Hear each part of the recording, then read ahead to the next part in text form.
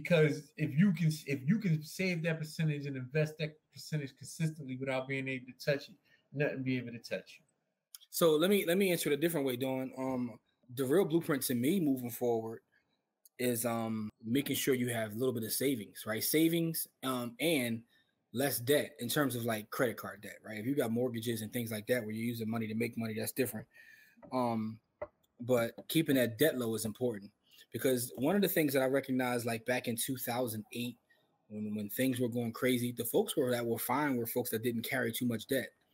Because at the end of the day, the more bills I have, the worse off I am.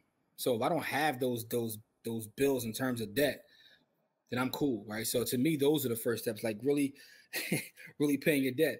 Because here's the thing. People get excited when they get 10 to 15% in the market, and you should be. That's a great return on your investment. But if you're paying out 24% of your credit card, you're really hustling backwards.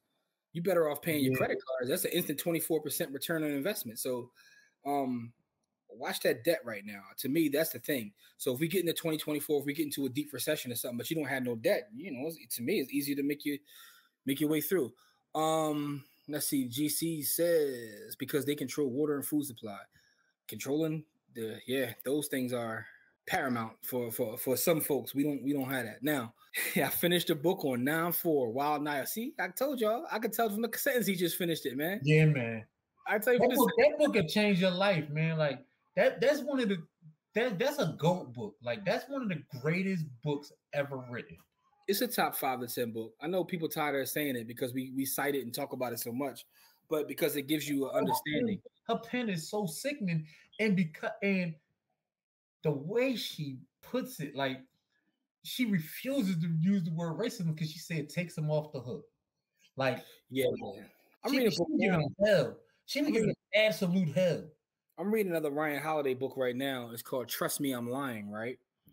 And this on Audible too, Michelle. Trust Me, I'm Lying. But he's talking about how ad agencies and things kind of create stories and narratives that move culture and move the world forward.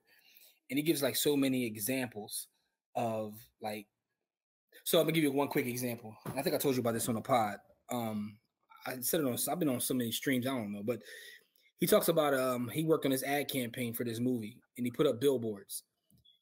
Same time he put the billboards up, he spray painted them, took them down, messed them all up after he just put them up himself.